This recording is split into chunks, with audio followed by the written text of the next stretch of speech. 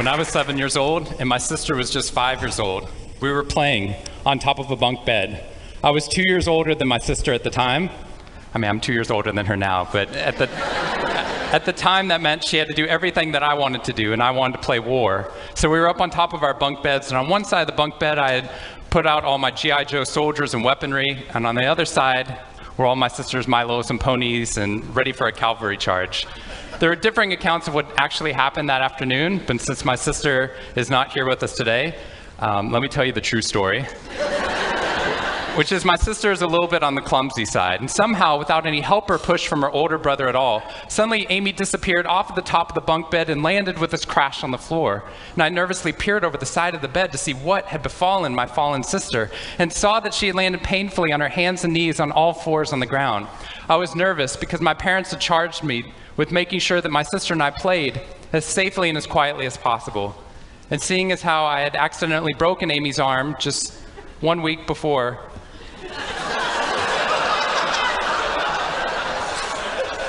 heroically pushing her out of the way of an oncoming imaginary sniper bullet, for which I have yet to be thanked. I was trying as hard as I could. She didn't even see it coming. I was trying as hard as I could to be on my best behavior, and I saw my sister's face this wail of pain and suffering and surprise, threatening to erupt from her mouth and threatening to wake my parents from the long winter's nap for which they had settled. So I did the only thing my little frantic 7-year-old brain could think to do to avert this tragedy. If you have children, you've seen this hundreds of times before. I said, Amy, wait, don't cry, don't cry. Did you see how you landed? No human lands on all fours like that. Amy, I think this means you're a unicorn. Now that was cheating, because there's nothing in the world my sister would want more than not to be Amy the hurt 5-year-old little sister, but Amy the special unicorn. Of course, this was an option that was open to her brain at no point in the past. And you could see on my poor, manipulated sister's face conflict, as her little brain attempted to devote resources to feeling the pain and suffering surprise she just experienced, or contemplating her newfound identity as a unicorn. And the latter won out. Instead of crying, instead of ceasing our play, instead of waking my parents with all the negative consequences that would have ensued for me, instead, a smile spread across her face, and she scrambled right back up onto the bunk bed with all the grace of a baby unicorn. With one broken leg.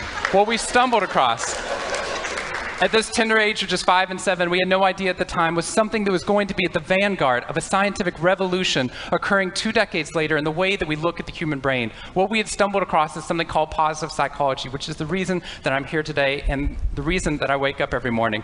See, what we're finding is not necessarily the reality that shapes us, but the lens through which your brain views the world that shapes your reality. And if we can change the lens, not only can we change your happiness, we can change every single educational and business outcome at the same time.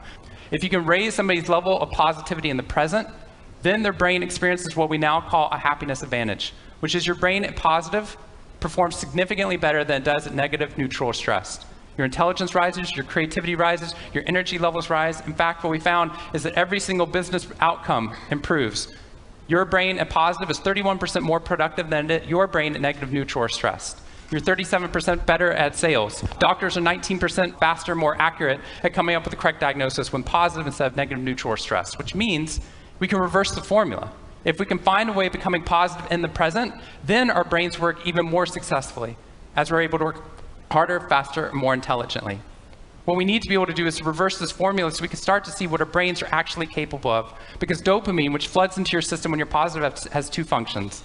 Not only does it make you happier, it turns on all the learning centers in your brain, allowing you to adapt to the world in a different way.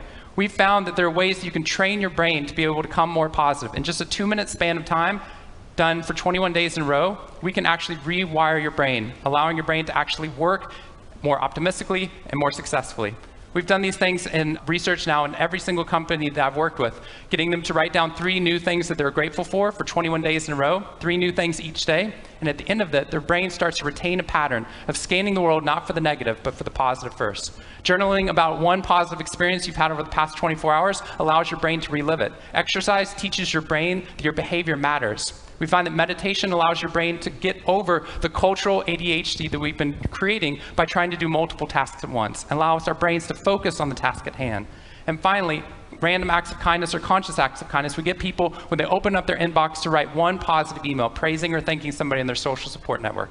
And by doing these activities and by training your brain, just like we train our bodies, what we found is we can reverse the formula for happiness and success, and in doing so, not only create ripples of positivity, but create a real revolution. Thank you very much.